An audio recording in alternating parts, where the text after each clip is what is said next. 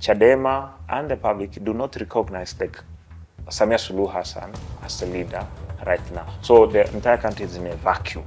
So if you want to talk about the future of it is about the reforms for a fresh election that Tanzanians can have an opportunity to elect their leaders.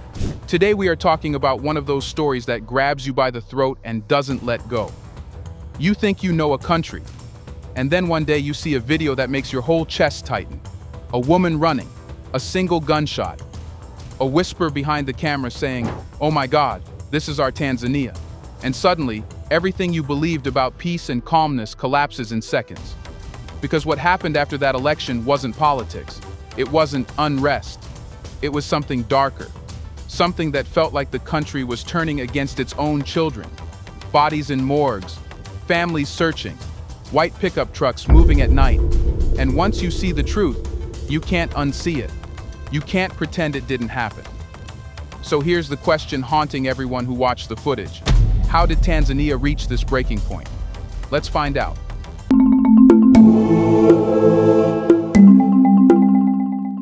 There are moments when a country feels unfamiliar, when the air changes, when people look at each other not with comfort, but with a quiet, sharp question in their eyes.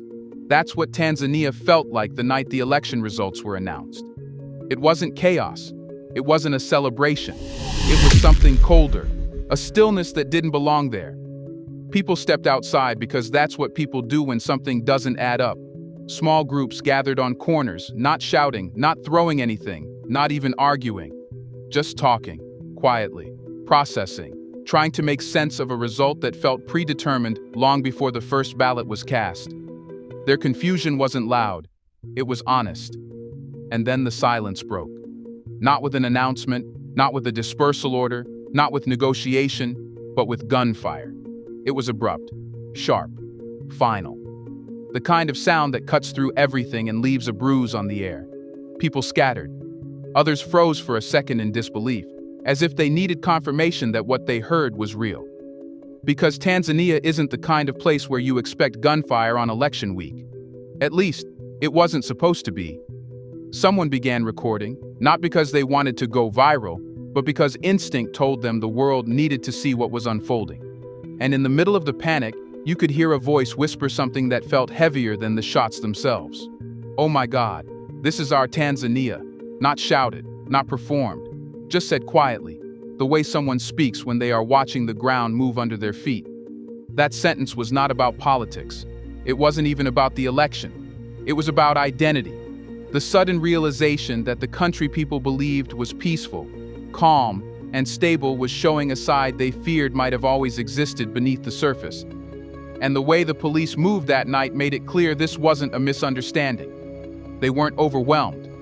They weren't confused. They reacted instantly, decisively, and violently, as if they had been instructed that any gathering, no matter how harmless, was to be treated as a threat. Nothing in the scene looked improvised. Nothing looked accidental. It looked prepared. And once that first bullet was fired, the rest of the country held its breath, because everyone understood what that moment meant. It wasn't just violence. It was a message. A message that left Tanzania asking the same question in every neighborhood where the sound of gunfire echoed. If this is how the first hours looked, what would the coming days reveal? When the gunfire started, people tried to convince themselves it might be a warning shot. Something fired into the air. Something intended to scare, not kill. But that illusion lasted only a few seconds, because the first person who fell was not an armed attacker. She was a woman running away.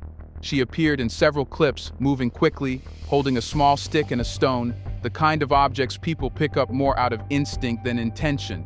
She wasn't charging. She wasn't confronting anyone. She wasn't even looking back. She was simply trying to get away from the chaos that had just erupted. And then she collapsed. Not gradually, not in confusion. She fell with the suddenness of someone who had been struck by a bullet aimed with purpose. The camera trembled for a moment, trying to understand what had happened. People who had been standing moments earlier began crouching behind walls. A few ran toward her, stopped halfway, then retreated when more shots echoed. Later, her family confirmed what no one expected to hear. She had been pregnant. 3 months, a mother of 2, She hadn't come out to fight. She hadn't come out to provoke. She had been trying to get home. An audio forensic expert later determined the shooter was positioned roughly 100 meters away. That detail matters because it eliminates the possibility of panic or confusion. You don't hit a running woman from that distance by accident. 100 meters is a shot you take only after focusing, steadying yourself, and making a decision. And just minutes after she fell, another man was hit, a young man in a red shirt whose final moments were recorded from the opposite side of the same road. He was not attacking officers. He wasn't even holding anything at the moment the bullet struck his head. He collapsed instantly. The blood around him spread quickly across the asphalt, forming a dark reminder of how far the situation had already escalated. Again, the distance mattered. Analysts determined he too was far from the officers, far enough that the shooting could not be justified as self-defense, nor explained as split-second panic. And what stood out in every video wasn't just the violence, it was the shock in the voices of those filming. They weren't shouting, they weren't running commentary, they were whispering, almost as if afraid the country itself might hear them. Quiet, stunned sentences like, "This is Tanzania. How is this happening?" Those whispers said everything. They captured the emotional fracture far more than any analysis or headline ever could. Because you only whisper like that when you're witnessing something you never thought your own country was capable of doing. There is a point in every crisis where the truth stops depending on testimonies or rumors and begins revealing itself physically.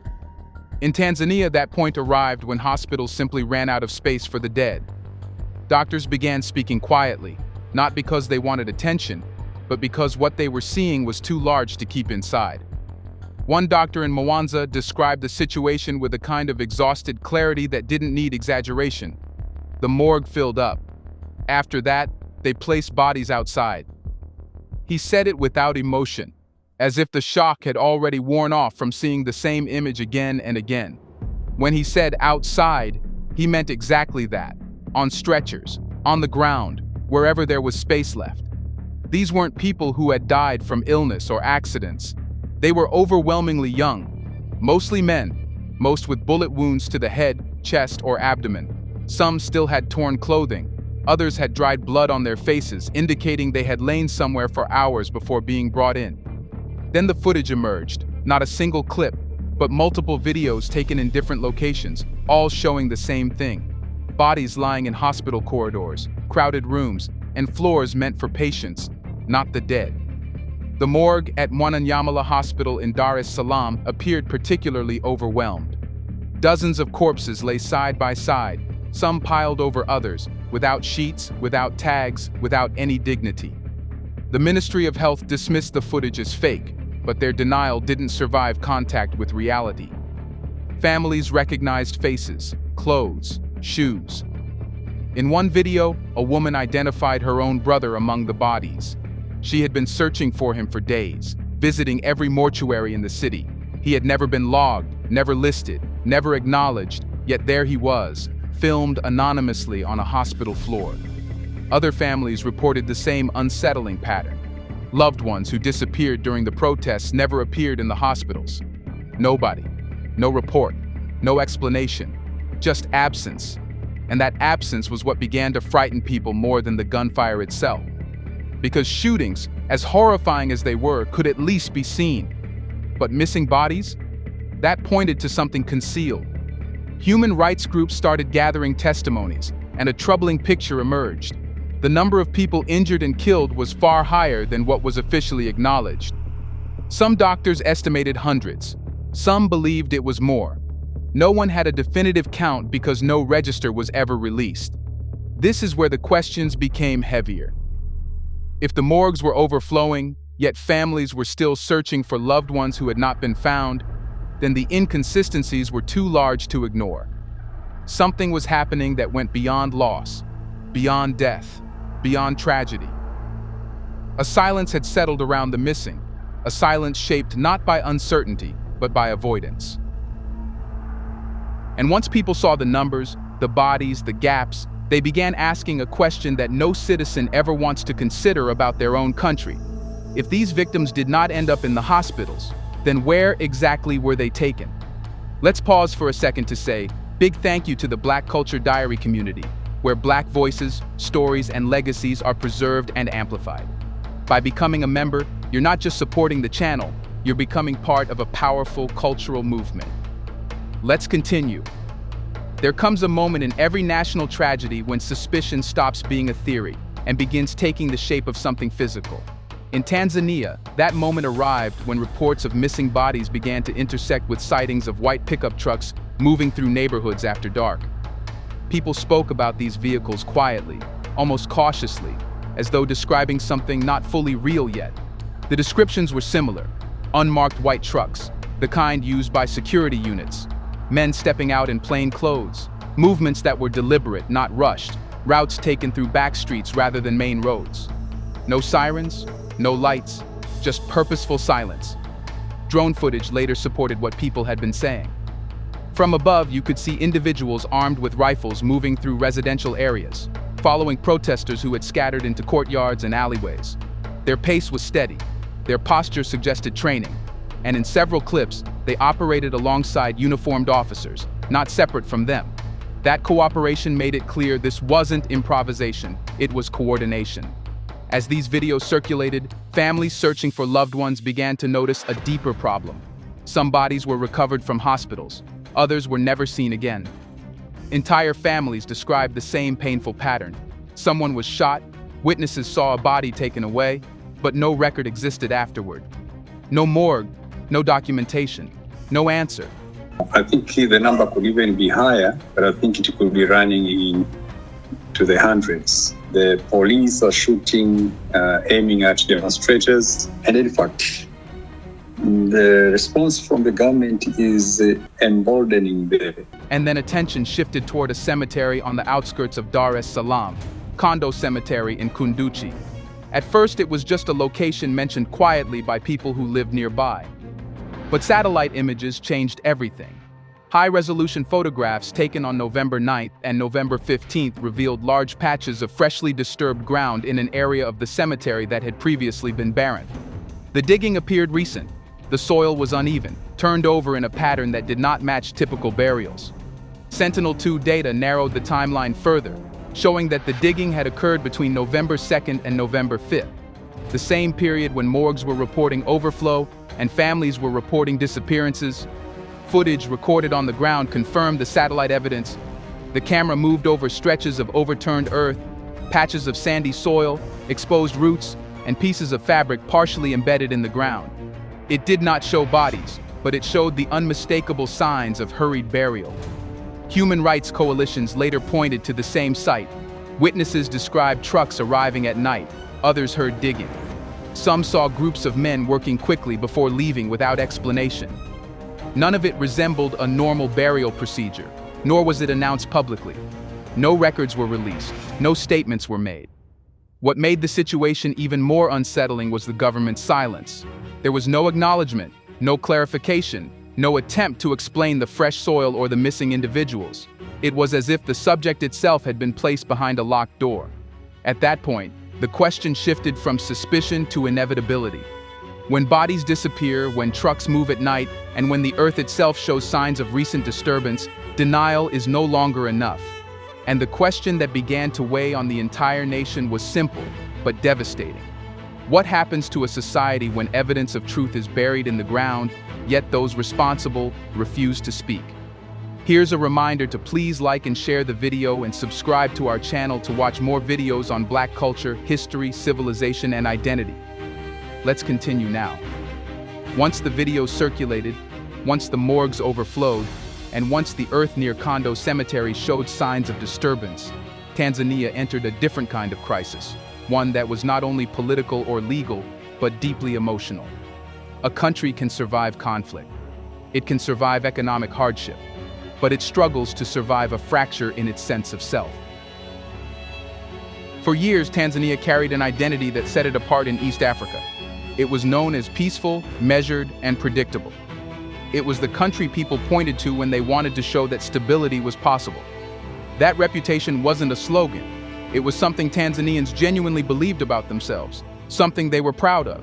And then the footage emerged. Unarmed civilians shot at a distance, bodies piled in hospital corridors, men dragged into trucks, satellite images hinting at hurried burials.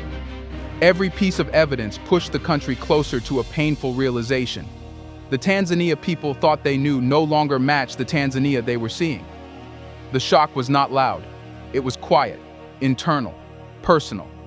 It showed up in how people spoke about their country, in the pauses they took before answering simple questions, in the way conversations shifted when the topic came up. People were not only mourning the dead, they were mourning the loss of a certain innocence. Families searching for missing relatives felt this fracture most intensely. They weren't dealing with abstract politics. They were walking through hospitals, visiting police stations, calling numbers that rang endlessly. Some found their loved ones. Many did not. And with every unanswered question, the trust between people and their institutions thinned. What made the situation heavier was the official silence. While videos showed clear violence, authorities denied casualties for days. Even when deaths were finally acknowledged, no numbers were released. No explanations, no accountability. In moments like that, silence isn't just silence. It becomes a message of its own. For the young generation, the shift was particularly difficult. They had grown up hearing that Tanzania was different, that violence of this kind belonged elsewhere, not here. Watching their own country turn its weapons inward created a kind of emotional disorientation. The disbelief wasn't only about what happened, it was about who had done it. And once a government denies its citizens pain, when it refuses to acknowledge what those citizens saw with their own eyes, a different kind of wound forms. Not the wound of violence, but the wound of invisibility. People begin to feel unseen, unprotected, unconsidered.